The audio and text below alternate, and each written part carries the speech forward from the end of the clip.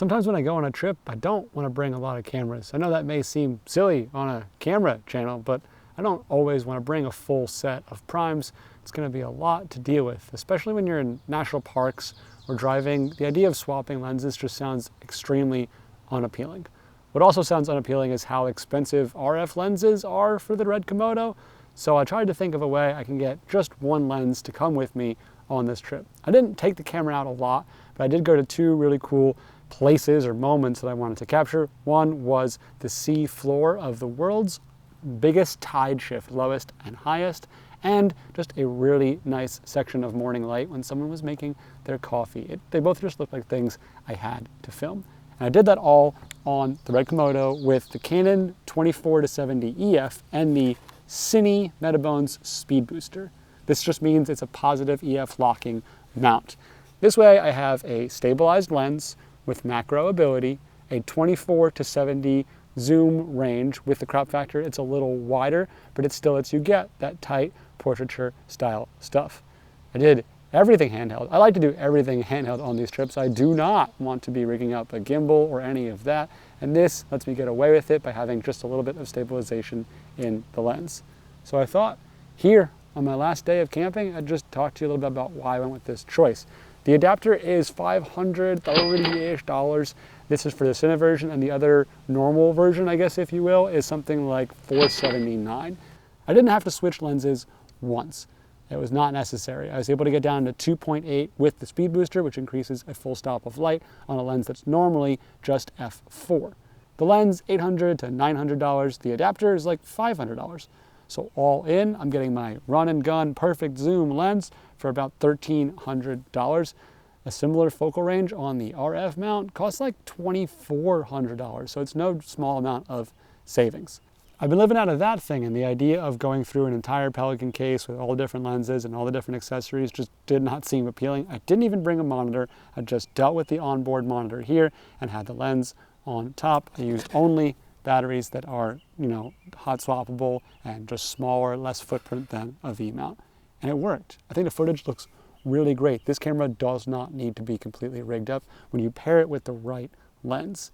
Yeah, there's something to be said for something at more shallow depth of field.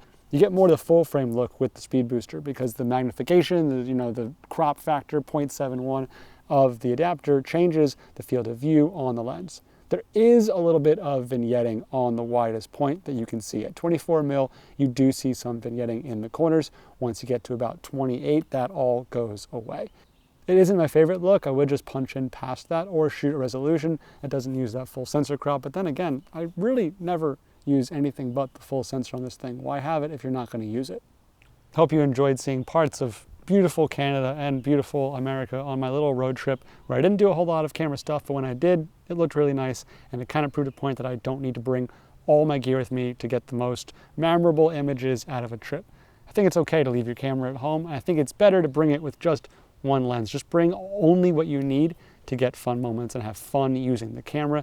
Don't bring what you need on a job when you're on a trip. We live in a weird hybrid world with, super high-end cameras being used for YouTube and not necessarily used as much for production. People talking about gear that aren't really using gear. And I live somewhere where I do this stuff for work and don't always want to bring it with me when I'm not necessarily in work mode. I feel a lot better being in the moment, but I hate the idea that if something beautiful happens, I can't capture it. And this setup lets me sleep better knowing, hey, if something awesome happens, you've got everything you need, like seeing a moose, which did not happen and I really wish did.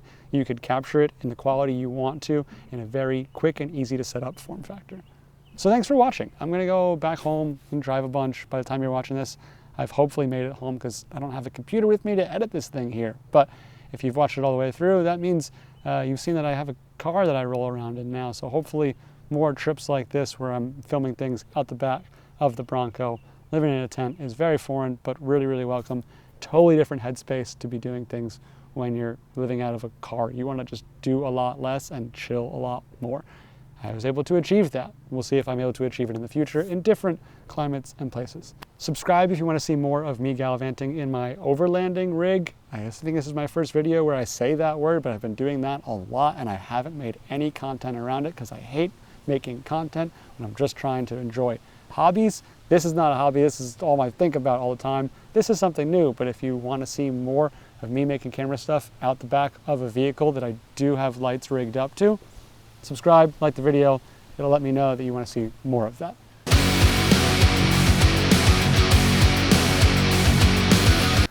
Until next time, I'm off walkie and I gotta get driving.